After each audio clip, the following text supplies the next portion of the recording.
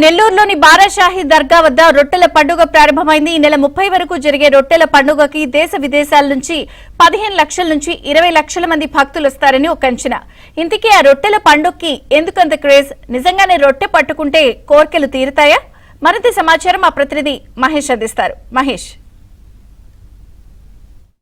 స్వర్ణాల చెరువు దగ్గర ఉన్నాం. ఇక్కడే రొట్టెలు అన్ని కూడా పట్టుకుంటూ ఉంటారు భక్తులు.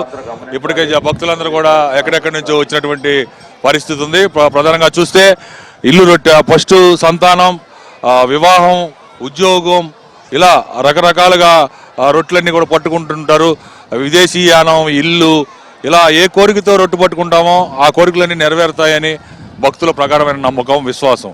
అందుకే ప్రధానంగా దేశంలోని కర్ణాటక, తమిళనాడు, తెలంగాణ, మధ్యప్రదేశ్, మహారాష్ట్ర, ఈ రాష్ట్రాల నుంచి, ఒరిస్సా, ఈ రాష్ట్రాల నుంచి అధికంగా ఇక్కడికి భక్తులు వస్తూ ఉంటారు. మిగిలిన రాష్ట్రాల నుంచి కూడా వస్తుంటారు. అలాగే ఇతర దేశాల నుంచి కూడా వస్తుంటారు.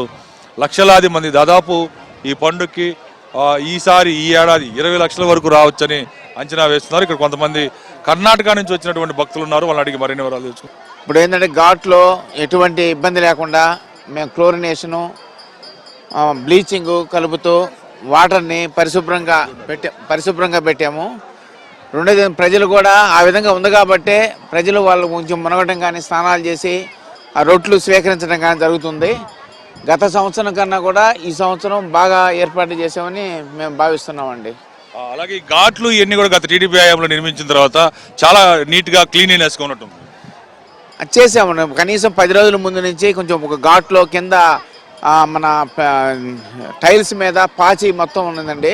ఆ పాచిని మొత్తం 15 రోజుల నుంచి పాచి మొత్తం తొలగించి, పైన ఏదైనా వేస్ట్ మెటీరియల్ ఉంటే మొత్తం దాన్ని తొలగించి కంప్లీట్గా బ్లీచింగ్, క్లోరినేషన్ చేసి ప్రజలు పొరపాటున నీళ్లు తాగినా కూడా ఎటువంటి ప్రాబ్లం లేకుండా అన్ని శ్రద్ధలు, అన్ని మెజర్మెంట్స్ తీసుకొని మంచి గుడ్ క్వాలిటీగా చేస్తున్నామండి. దాదాపు కొన్ని వందల మంది పనిచేస్తున్నట్టున్నారు ప్రభుత్వ యంత్రాంగం అంతా కూడా. మొత్తం శానిటేషన్ తరఫున, ఇంజనీరింగ్ తరఫున అందరూ షిఫ్ట్లు వారీగా పనిచేస్తున్నారండి. ఏదన్నా లోపాలు ఎక్కడ ఉన్నా కూడా మా దృష్టికి వస్తే ఇమ్మీడియట్లీ రెక్టిఫై చేస్తున్నాం. ఎవరిని కదిలించినా కూడా ఇక్కడికి వచ్చే భక్తులు వాళ్ళు ఈ ఏడాది ఏదైతే కోరుకొని రొట్టె పట్టుకుంటారో ఆ ఏడాది ఆ కోరిక నెరవేరుతుందని, అందుకే మళ్ళీ మరుసటి ఏడాది ఇంకొక కోరికతో రొట్టెలు పట్టుకుంటామని చెప్తున్నారు. వాస్తవానికి ఇక్కడ ఈ దర్గా సువిశాలమైనటువంటి ప్రాంగణంలో దర్గా ఉంటుంది. ఆ చుట్టూ కూడా ఎటు చూసినా కూడా పచ్చని చెట్లు ఉంటాయి.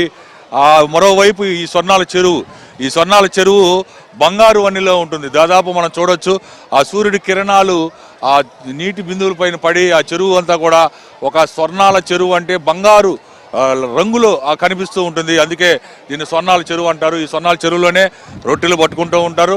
మరోవైపు ఇక్కడ బోట్ షికారు ఉంది. బోట్లు కూడా పర్యాటకులు బోట్లలో కూడా ప్రయాణించే అవకాశం ఉంది. మొత్తం మీద ఇక్కడ అడుగు పెడితే ఒకవైపు ఆధ్యాత్మికంగా ఎంతో ఆనందంగా ఉంటుంది, మరోవైపు ఈ ప్రకృతి సోయగాలు ఇవన్నీ కూడా వాటిని కళ్ళను కట్టిపడేస్తాయని చెప్పక తప్పదు.